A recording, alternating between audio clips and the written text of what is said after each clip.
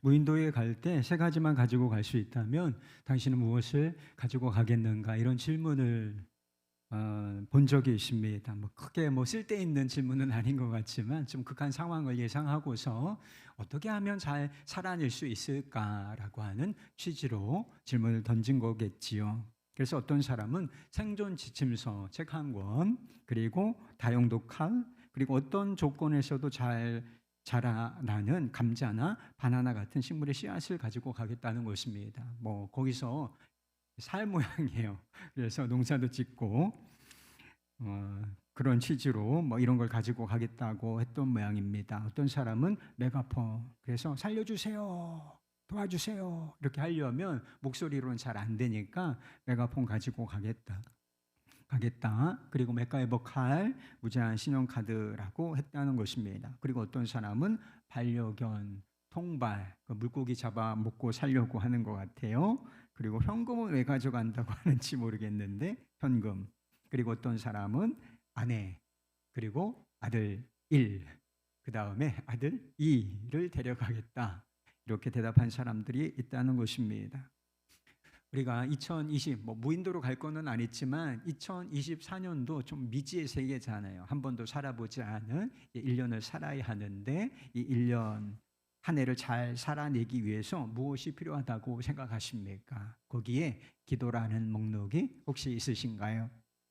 기도에 대한 오해가 있어요. 기도를 문제 중심으로 바라보는 것입니다. 문제 해결의 수단으로서 생각을 하는 것이 있죠. 그래서 많은 사람들이 기도는 언제 하는 것인가? 우리 삶에 어떤 특별한 문제가 생겼을 때 그 문제를 해결하기 위해서 하나님 도와주십시오. 이렇게 기도하는 것으로 생각하는 그런 분들이 의외로 많은 것 같습니다. 그래서 평상시에는 뭐 특별한 문제가 없을 때는 기도를 안 하는 거죠. 뭐 그래서 식사 기도를 하는 정도로 하고 이렇게 주일에 와서 기도하는, 같이 기도하는 정도. 그래서 제가 왜 꼭 이렇게 합심기도 하는 줄 알아요?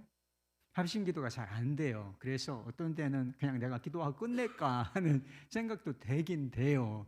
근데 이게 일주일에 한 번도 기도를 제대로 안 하시다가 이 자리에 오시는 분들이 있어서 그래도 마음을 말씀 붙잡고 기도하시면 좋겠다. 그렇게라도 기도에 동참하고 예배에 동참하는 것이 너무나 좋겠다라고 해서 제가 쭉 이런 스타일로 예배를 인도하고 있는 것입니다. 그래서 이런 정도로 기도 생활을 하고 있는 사람들이 너무나 많다는 것입니다. 문제가 있을 때 기도해야죠. 그러나 성경이 말하는 기도는 문제 해결의 수단 그 이상인 것입니다. 기도는 우리의 삶에 항상 있어야 할 그 무엇인 것입니다. 오늘 본문 말씀을 보세요. 기도를 계속하라. 기도를 계속하고, 그래서 어느 때 기도를 해야 되는 것이 아니라 기도는 우리의 삶 속에 계속되어야 할 것이다 라고 말씀하고 있다는 것입니다. 문제가 있든지 없든지 기도를 계속하라. 왜 기도를 계속해야 하는가? 성경이 말하는 기도는 우리가 하나님을 믿는다라고 하는 표시이기 때문이라고 하는 것입니다. 하나님을 믿는다. 여러분은 뭘로 그 표시를 내겠습니까? 믿는 자는 그 믿음의 표시를 내야 되는 것인데, 표시가 있어야 하는 것인데, 그게 바로 기도라고 하는 것입니다. 믿음이라고 하는 것은 한 번 필요한 게 아니잖아요. 결정적인 믿음이 필요한 때가 있어요. 그것이 바로 회심이라고 하는 것이죠. 내가 죄인임을 깨닫고 예수님이 나의 구주이다 라고 하는 사실을 받아들이는 믿음, 이걸 회심이라고 하는데, 결정적인 믿음이 필요하지만 그 결정적인 믿음 이후에 우리의 삶은 항상 믿음이 있어야 한다는 것입니다. 그래서 오직 의인은 믿음으로 말미암아 살리라 함과 같으니라, 이런 말씀도 있고, 믿음, 소망, 사랑, 이 세 가지는 항상 있을 것인데 그 중에 제일은 사랑이라, 이런 말씀이 있지만 믿음, 소망, 사랑, 믿음이 포함되어 있잖아요. 그래서 우리의 삶이 지속되는 한 믿음도 지속되어야 하고, 믿음이 지속되고 있다면 그 믿음의 표시인 기도도 계속되어야 하기 때문인 것입니다. 또 한 가지 기도에 대한 오해는 기도를 응답 중심으로 바라보는 것입니다. 그래서 뭐 원하는 것이 있어요. 하나님께 받기 원하는 선물이 있어. 그래서 하나님 이거 주십시오. 이렇게 구하는 것. 그래서 선물을 받는, 응답이라는 선물을 받는 수단으로서 생각하는 경우가 참 많지요. 그래요. 여러분 무엇이 필요하십니까? 하나님께 구하시기를 바래요. 구하는 자에게 하나님께 주실 것이다 약속하시지 않았습니까? 하나님은 우리의 기도에 응답하시는 분이십니다. 그러나 성경이 말하는 기도는 응답이라는 선물을 받는 수단 그 이상이라는 것이죠. 기도는 우리의 삶에 항상 있어야 할 그 무엇이라는 것입니다. 쉬지 말고 기도하라. 이 말씀 잘 아는 말씀이 있잖아요. 여러분 오늘도 식사하고 오셨습니까? 좀 있으면 예배 끝나고 식사하러 올라가실 분들이 많으시죠. 그래서 식사는 걸을 수는 없잖아요. 가늘떡 단식을 하거나 특별한 목적으로 금식을 할 수는 있지만 계속되는 것은 아니지 않습니까? 일상적인 것은 식사를 계속하는 거란 말이에요. 쉬지 않고 밥을 먹는단 말이에요. 그래 우리의 생명을 유지할 수 있으니까 그와 같이 쉬지 않고 우리에게 필요한 영적 자원이 있으니 그게 바로 기도라 하는 것입니다. 왜 쉬지 말고 기도해야 하는가? 성경이 말하는 기도는 우리가 하나님과 교제하는 수단이고 소통하는 수단이며 그러므로써 하나님을 알아가는 은총의 수단이기 때문이라고 하는 것입니다. 본문 말씀을 보면 기도가 영적으로 깨어 있는 것과 관련되어 있다는 사실을 알 수가 있어요. 우리 여러분 다 깨어 있죠. 지금 조는 분 한 분도 없어서 너무 감사해요. 졸리려고 하는 분은 있으신 것 같은데 좋고요. 다 깨어 있잖아요. 그런데 이것으로 충분하지 않다. 우리의 정신세계가 지금 깨어 있다고 해서 충분하지가 않다는 것입니다. 영적으로 깨어 있어야 하는 것인데 깨어 있어야 한다라고 하는 이 기도와 관련돼 있다는 사실을 알 수가 있어요. 2절 말씀, 기도를 계속하고 기도의 감사함으로 깨어 있어라. 기도는 우리가 하나님을 믿는다는 표시이자 하나님과 교제하는, 하나님을 알아가는 은총의 수단이라고 말씀을 드렸어요. 그런데 우리가 이런 은총의 수단을 잘 활용할 때 어떤 결과가 찾아오는가? 우리가 정신적으로 깨어있을 뿐만 아니라 이성적으로 깨어있을 뿐만 아니라 영적으로, 우리가 영적인 존재이잖아요. 영이 깨어나게 된다라고 말씀하고 있는 것입니다. 성경에 보면 우리 성도들에게 굉장히 중요한 권면 하나를 계속하고 있는데 그게 깨어있으라는 거예요. 제가 대표적인 몇 구절을 말씀을 드려보도록 하겠습니다. 마가복음 13장 33절 말씀, 주의하라, 깨어있으라, 그때가 언제인지 알지 못함이라. 마가복음 14장 38절 말씀, 시험에 들지 않게 깨어있어 기도하라. 베드로전서 5장 8절 말씀, 근신하라, 깨어라, 너희 대적 마귀가 우는 사자같이 두루다니며 삼킬 자를 찾는다. 데살로니가 전서 5장 6절 말씀, 그러므로 우리는 다른 이들과 같이 자지 말고 오직 깨어 정신을 차릴지라. 에베소서 5장 14절 말씀, 그러므로 이르시기를 잠자는 자여 깨어서 죽은 자들 가운데서 일어나 그리스도께서 너희에게 비추이시리라 하셨느니라. 계시록 3장 2절 말씀, 너희는 일깨어 그 남은 바 죽게 된 것을 굳건하게 하라. 이 말씀 외에도 더 많이 있어요. 대표적인 말씀만 제가 소개를 해드린 것입니다. 이 말씀이 주어진 상황은 조금씩 다릅니다. 각기 달라요.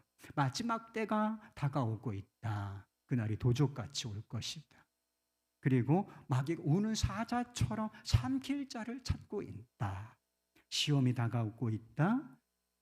우리가 그리스도인다운, 너희가 그리스도인다운 삶을 살아야 한다.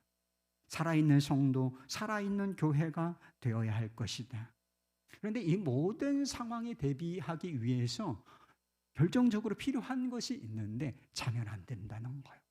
영적으로 잠에 빠져 있으면 안 되고 우리의 영혼이 깨어 있어야 한다라고 말씀하시는 것입니다. 그렇다면 우리가 영적으로 어떻게 깨어 있을 수 있는가? 그 결정적인 방법이 바로 기도라고 하는 것입니다. 2024년도의 삶이 어떨까? 우리는 아마 대부분의 날들은 일상이라는 이름을 가진 평범한 날들로 아마 보내게 될 것입니다. 아침에 일어나서 일하러 직장에 출근하고 직장에 가서 일하고 그리고 퇴근 시간이 되면 집으로 돌아와서 저녁 시간을 보내고 잠자리에 들고, 그리고 잠자리에서 다시 일어나서 또 직장에 일하러 출근하고, 그리고 직장에서 일하고, 그리고 다시 퇴근 시간이 되어서 집으로 돌아오고, 그리고 저녁 시간을 보내다가 잠자리에 들고, 또 이런 루틴이라고 하죠. 그래, 이런 평범한 날들이 대부분일 거예요. 작년의 삶을 한번 돌아보십시오. 다람쥐 쳇바퀴 도는 것처럼 계속 일상이라는 이런 삶을 대부분 살아오지 않았겠습니까? 여러분은 이 평범한 날들을 잘 살아낼 준비가 되셨나요? 딱히 일이 있는 건 아니에요. 우리가 해야 되는 일을, 루틴한 일을 계속하는 것입니다. 그런데 이 일이 그냥 되는 건 아니라는 거예요. 평범한 날들이라고 해서 그냥 잘 사라지는 것은 결코 아니다. 일상을 잘 살아낼 대비가 필요하다라고 하는 것입니다. 일상은 소중한 거예요. 일상이라고 하는 것은 반복되고 반복돼서 어떻게 보면 좀 지루하게 느껴지긴 하지만 대단히 소중한 것이다. 그래서 행복은 스페셜한 데에서 찾는 게 아닙니다. 그러면 평범한 일상 가운데서 하나님이 주시는 행복들을 누려야 하는 것이고, 우리가 하나님의 뜻대로 살아내야 할 삶의 자리, 그것이 바로 일상이라는 자리인 것입니다. 그러나 반복되는 일상이 가진 한 가지 위험성이 있어요. 우리를 영적으로 대단히 무감각하게 만들 가능성이 존재한다는 것입니다. 우리가 무엇인가 계속 반복돼요. 다람쥐가 쳇바퀴 돌듯이 계속 이렇게 회전합니다. 그리고 여러분 이 시계에 추가 달린 시계 보셨죠? 그래서 좌우로 이 시계 추가 왔다 갔다 하는 것처럼 그렇게 살았잖아요. 그렇게 살게 될 거잖아요. 이렇게 똑딱 똑딱 하면서. 그런데 이게 계속 반복된다고 한번 생각해 보십시오. 이걸 주목해서 보세요. 이걸 계속 주목해서 보세요. 벌써 졸린 분 계시죠? 이게 계속 반복되면 이게 지루하단 말이에요. 지루하다 보면 정신줄 놓고 잠에 빠지는 경우가 반드시 생긴다. 이 반복이 가져오는 위험성이 바로 이런 것이다라고 하는 것입니다. 예수님께서는 심판의 때가 올 것임을 경고하면서 이렇게 말씀하신 적이 있어요. 누가복음 17장 27절 말씀, 노아가 방주에 들어가던 날까지 사람들이 먹고 마시고 장가들고 시집 가더니 홍수가 나서 그들을 다 멸망시켰으며, 먹고 마시고 장가들고 시집 가더니 이게 일상인 거예요. 일상. 그런데 언제까지 이런 일을 사람들이 행했느냐? 홍수가 나서 세상을 완전히 뒤덮어버리고 모든 생명체가 죽어나가는 심판이 코앞에 닥칠 때까지 사람들이 이 루틴한 삶에 빠졌다는 거예요. 일상이라는 잠에 취해서 심판이 다가오는 것을 모르고 이 심판이 그들의 삶에, 그들의 영혼에 덮치고야 말았다. 이렇게 말씀하고 있는 것이죠. 여러분, 우리의 일상은 한가롭지는 않을 거예요. 아마 바쁜 일상을 지금도 살고 있고, 아마 2024년도 한 해가 바쁜 삶으로 꽉 채워질 분들이 아마 많을 것입니다. 그러나 바쁜 일상을 산다고 해서 우리가 깨어있는 것은 아니에요. 굉장히 육신적으로는 바쁜 삶을 살고 있어요. 그런데 영적으로는 잠에 취해 있는 사람이 있을 수가 있다는 것입니다. 요즘 생명의 삶 큐티 본문이 마가복음입니다. 예수님께서 구원자로 사역을 시작하시면서 매우 바빠지셨어요. 그래서 회당에 들어가서 하나님의 말씀, 복음을 가르치시고 귀신을 내어쫓아 사람을 온전케 하시고 병든 사람을 치유하시는 이런 사역을 하셨다는 것입니다. 우리에게는 다 이게 특별한 일이죠. 말씀을 권위 있게 가르치시고 귀신을 쫓아내심으로 사람이 온전케 되고, 그리고 안수하여 사람 병든 자가 고침을 받고, 이런 일은 우리에게는 다 특별한 일이지만 예수님에게는 이게 일상적인 사역이었다는 것입니다. 계속 매일 하셔야 하는 사역이셨다라고 하는 것입니다. 그런데 예수님께서 일상을 시작하시기 전에 하신 일이 있다고 성경은 기록하고 있습니다. 이게 예수님의 사역에 있어서 삶에 있어서 굉장히 중요한 비중을 차지하는 의미가 있기 때문에 이 말씀 없어도 사실은 됩니다. 그런데 이 말씀을 빼놓지 않고 기록한 이유가 무엇이냐? 이유가 있는 거예요.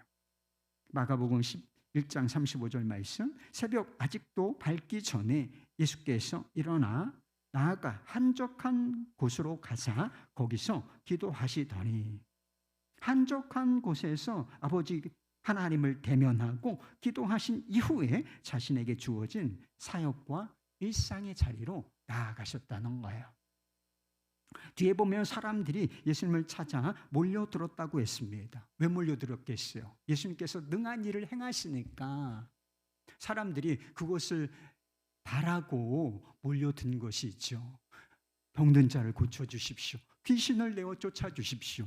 말씀을 전해주십시오. 또 이런 일을 행해주십시오. 저런 일을 행해주십시오. 이런 막 요구들을 담아서 사람들이 예수님을 찾아서 이렇게 몰려들었다는 것입니다. 그러나 예수님께서는 그들의 요구를 거절하시고 자신이 가야 할 길로 가셨다라고 하셨다는 것입니다.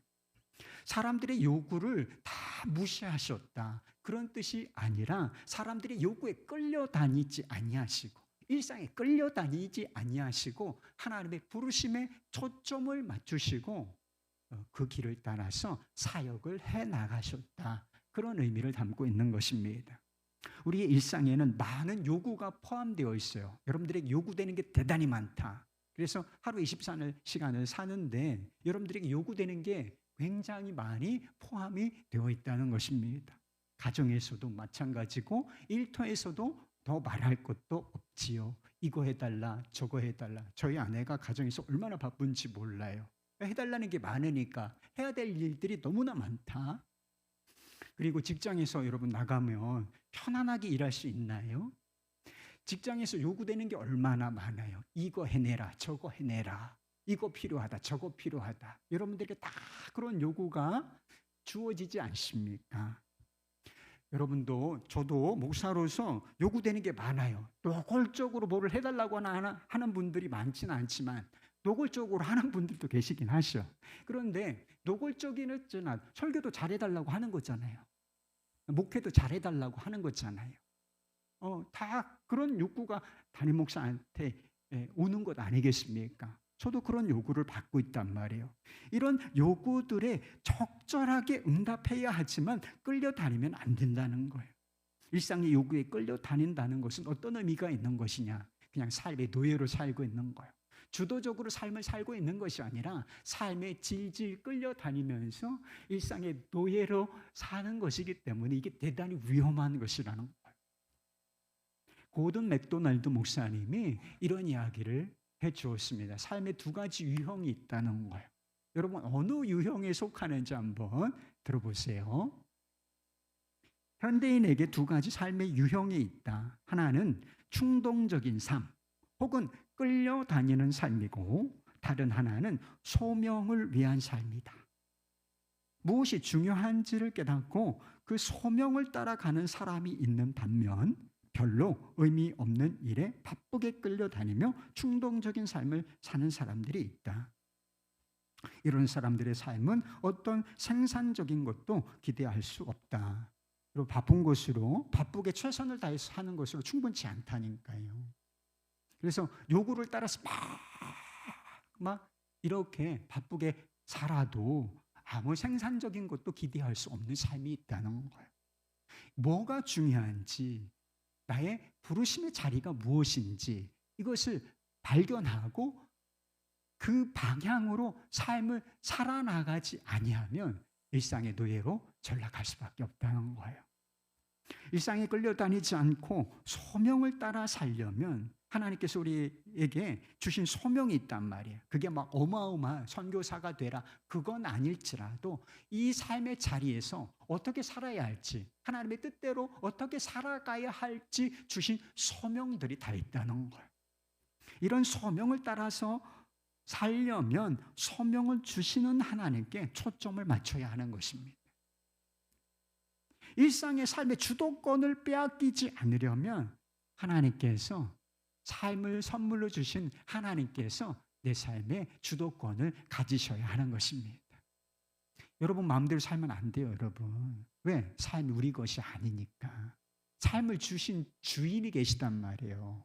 그러니까 내 삶에 주님께서 주도권을 가지셔야 우리가 소명을 따라 살고 하나님의 뜻을 이루는 이 진짜의 삶을 살 수가 있는데 이게 놓칠 수가 있다는 거예요. 그래서 우리가 삶의 주도권을 내어드리는 시간이 필요하고 소명을 주시는 하나님께 초점을 맞추는 시간이 필요한데 그게 바로 기도의 자리라 하는 것입니다. 그래서 이곳에 모범을 보여주신 분이 바로 예수님이시라는 거예요. 그래서 정신없이 막 식사할 겨를도 없이 사역을 하셨다는 것입니다. 그러나 그 흐름의 삶을 빼앗기지 아니하고 끌려다니지 아니하시고 하나님의 주신 메시아로서의 소명을 굳건하게 붙잡고 그 길을 묵묵히 걸어가셨다 하는 것입니다. 기도는 일상을 잘 살아내는 방법인 동시에 고난과 시험의 때를 가장 잘 대비하고 통과하는 방법이기도 한 것입니다. 올 한 해 좋은 일만 있으시기를 바랍니다. 꽃길만 걸으시기를 바라요. 제가 여러분 블레싱 하는 거예요. 그렇지만 이걸 받으셔도 좋습니다. 그러나 현실이 그대로 되리라고 하는 기대는 조금 내려놓는 것은 좋아요. 이 블레싱을 기쁘게 받아들일 수는 있지만 꼭 그대로 되어야 한다.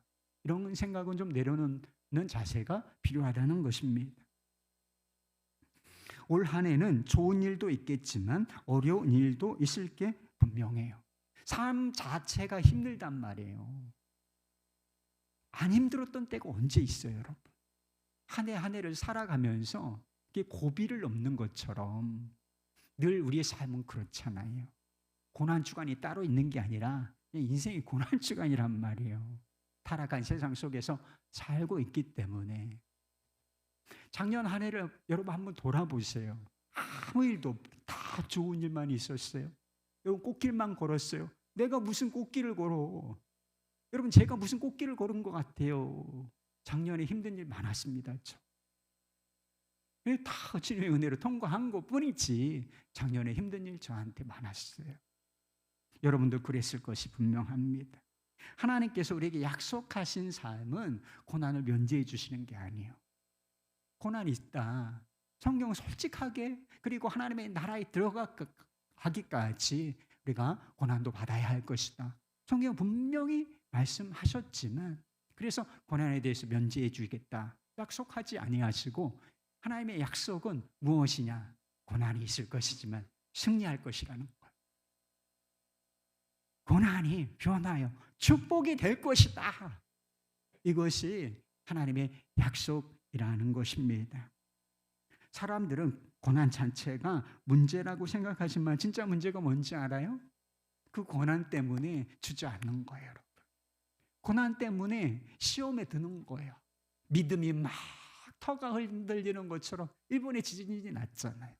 그런 것처럼 고난, 엄청난 고난도 아닌데 고난이 오면 믿음의 터가 흔들리고 마음이 무너지고 갈팡질팡하고 어떻게 해야 될 줄을 몰라.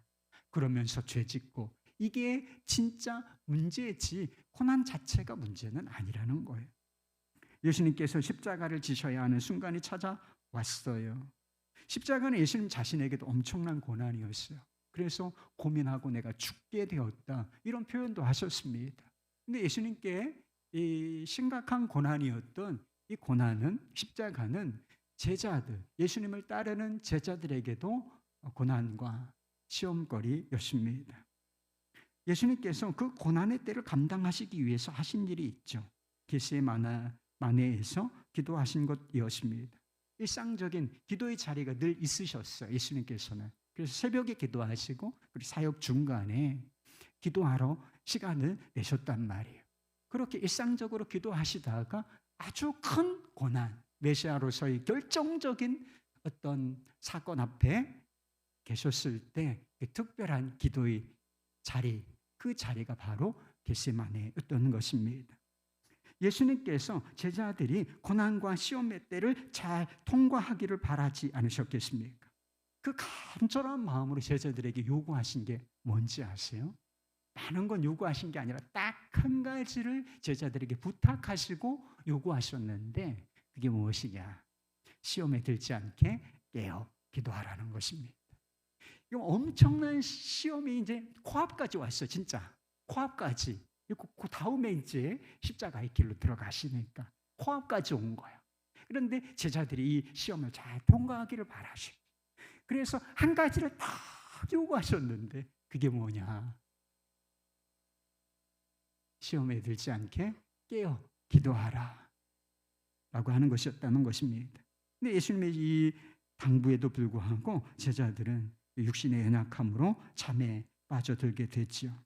십자가 고난이 시작되자 그들은 속절없이 무너지고 맙니다. 시험에 빠져들고 말아요. 다 예수님을 따르던 제자들 다 도망가고, 내가 죽을지언정 주님을 부인하지는 않겠습니다. 이렇게 목숨을 건 맹세를 했던 베드로 완전히 무너집니다. 그래서 예수님을 저주하면서까지 3번씩이나 부인한다는 것이지요. 그들이 왜 시험에 든 것일까? 한 가지 이유로만 설명할 수 있는 것은 아니라고 싶습니다. 그러나 결정적인 이유가 있는 거예요. 너희가 시험에 들지 않게 깨어 기도하라. 주님의 간곡한 부탁과 명령, 이 말씀에 순종하지를 못했기 때문에 그들이 속절없이 시험에 들 수밖에 없었던 것입니다. 고난이 크기 때문에 시험에 드는 게 아니에요, 여러분. 우리가 기도로 깨어있지 않기 때문에 시험에 들게 되는 것입니다. 독일 음악가 중에 하이든이라는 사람이 있어요. 그가 어느 날 예술가들과 한자리에 모여서 고통의 문제를 가지고 토론을 했다는 것입니다. 인간에 대한 증오가 생길 때, 그리고 경제적으로 궁핍해질 때, 그리고 창작하는 사람들이니까 이게 고갈될 때가 온단 말이에요. 그래서 새로운 음악을 만들어내거나 예술 작품을 만들어내야 되는데 아무것도 남아있지 않아. 그래서 이 창작에 대한 무력감을 느낄 때 당신은 어떻게 이 고통을 극복하는가? 여러 사람들이 자신이 그 고통을 극복하는 방법을 말하기 시작했다는 것. 그래서 독한 술을 마시면서 이 고통을 잊으려고 한다. 그리고 다른 사람들에게 이 고통을 털어놓는다. 그렇게 이야기한 사람들이 많았다는 것입니다. 그리고 어떤 사람들은 분노와 증오, 그것을 막 있는 대로 분출해 버린다라고 하는 사람들도 있었습니다. 그런데 하이드는 자신의 고통을 극복하는 방법에 대해서 이런 이야기를 했다는 거예요. 우리 집에 작은 골방 하나가 있는데 그곳이 바로 나의 기도실입니다. 고통이 닥치면 조용히 골방에 들어가 하나님께 도움을 구합니다. 골방에서 나올 때면 나는 항상 희망의 빛을 발견합니다. 기도가 골방에서 하나님을 대면하고 하나님께 소망을 둔 이 기도가 고난과 고통을 극복하는 방법이었다라고 하는 것이죠. 여러분이 고난과 고통을 극복하는 방식은 무엇인가요? 어느 교회에 좀 어려운 일이 닥쳤대요. 목회를 잘 하시던 목사님이 갑자기 사에 마시고 그로 인한 여러 가지 어려운 일이 일어났다는 것입니다. 목사님이 갑자기 사임을 하시게 되자 그 문제를 처리하기 위해서 200명의 직분자들, 오늘 이미 임명받으신 분들 같은 재직들이라고 하죠. 장로교회에서는 이 재직들이 200명이나 모여서 이제 이 문제를 어떻게 할까 고민을 하게 되었다는 것입니다. 평상시에 재직회를 하면 한 20명 좀 모였다는 거예요. 그런데 교회가 어렵고 분란이 생기고 이러니까 막 200명쯤이 모여서 고민을 했다는 것입니다. 그런데 이 직분자들이 모여서 어떤 결정을 했는가? 보통 어려운 일이 생기면 중직자들, 장로님 같은 분들이 모여서 회의를 거듭한 이후에 무슨 어떤 대책을 내놓는 경우가 많죠. 그런데 이런 방식을 취하지 않았다는 거예요. 이 교회는 교회가 비상상태다라고 하는 것을 인식하고 강사를 초빙해서 특별 새벽 기도회를 열기로 결정을 했다는 것입니다. 그리고 기도회 때마다 교인들이 가득 이렇게 차서 간절한 마음으로 하나님께 기도를 드렸다는 거예요.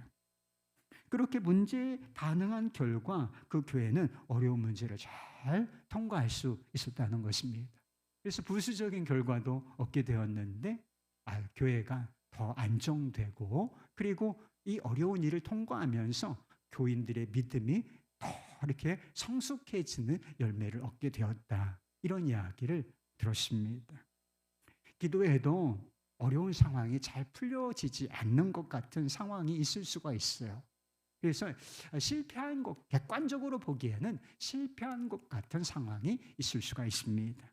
그러나 우리가 기도를 계속하고 감사함으로 깨어있는 동안에 우리는 결코 실패한 것이 아닙니다. 실패처럼 보일 수는 있지만 결코 실패한 것이 아니며 우리는 승리를 향하여 나아가는 과정 중에 있다는 것입니다. 하나님의 뜻대로 기도하는 기도, 그리고 믿음으로 드리는 기도에 실패는 없기 때문이라는 것입니다. 미국의 독립전쟁 때 워싱턴의 군대가 이길까 질까 이런 논란거리가 있었다는 것입니다. 그래서 워싱턴이 이끄는 군대가 이기면 영국 식민지였는데 이 식민지로부터 독립하여 독립국가가 되는 것이죠. 굉장히 중요한 기로에 서 있었다는 것입니다.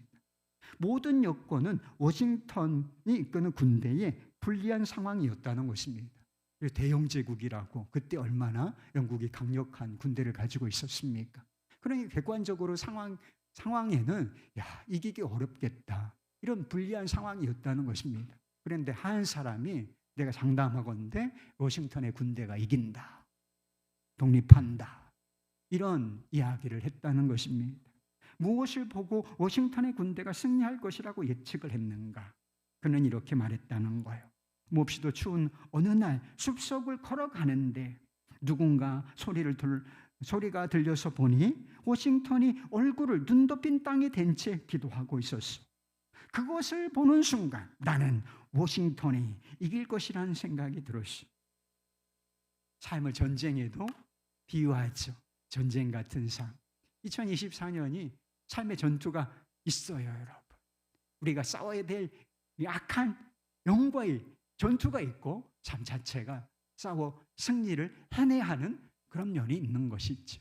여러분이 2024년에 이 삶의 전투에서 승리할 준비가 되셨습니까? 승리를 예측하실 수 있겠습니까? 무엇을 보고 그걸 알 수가 있네.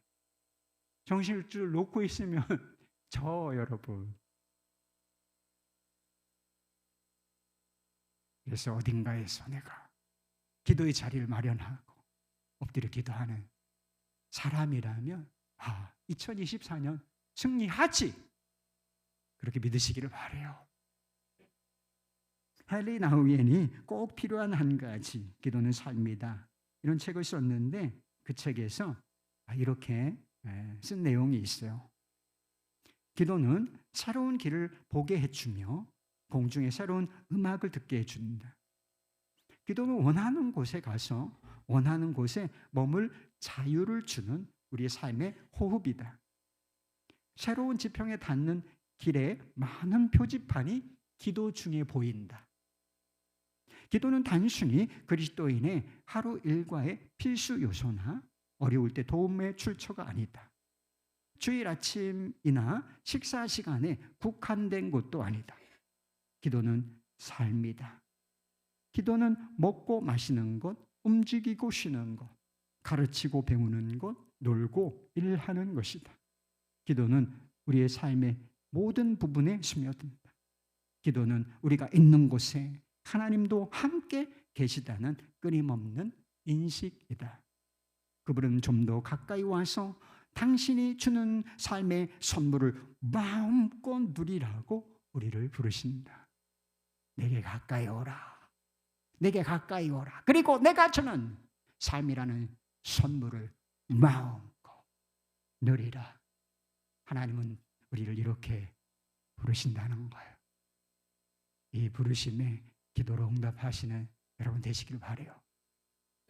넉넉하지 않겠지만 반드시 2022년 잘 살아내실 것입니다. 여러분이 기도의 자리를 구별하여 하나님께 마음을 드린다면 이 2024년이 기억할 만한 승리의 해가 될 것입니다. 그렇게 되시기를 주 예수의 이름으로 축원하겠습니다. 할렐루야.